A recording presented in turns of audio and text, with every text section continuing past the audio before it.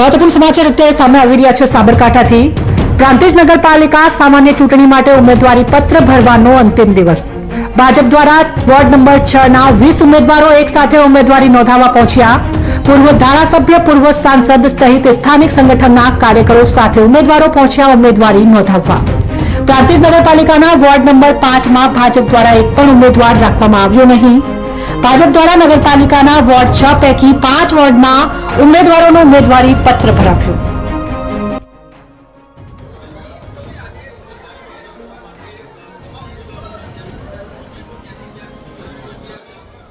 આજ રોજ ભારતીય જનતા પાર્ટી દ્વારા પ્રાંતિજ શહેર 2025 સામાન્ય ચૂંટણીની અંદર 20 ઉમેદવારો સાથે ભાખરિયા બસ સ્ટેન્ડથી લઈ મામલતદાર કચેરી સુધી એક વિશાળ જન સમર્થન સાથે અમે અહીંયા ફોર્મ ભરવા માટે આવી પહોંચ્યા હતા।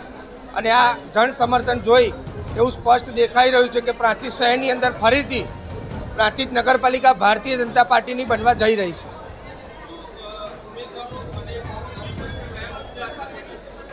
નાના મોટા દરેક ચૂંટણીની અંદર મુદ્દા રહેતા હોય છે, પણ વર્ષોથી ભારતીય જનતા પાર્ટી સાથે પ્રાંતિજ શહેરની જનતા રહેલી છે અને આ વખતે પણ 2025ની સામાન્ય ચૂંટણીમાં પણ ભારતીય જનતા પાર્ટીના તમામ ઉમેદવારો જ્વલંત વિજય મેળવશે એવી ખાતરી આપું છું।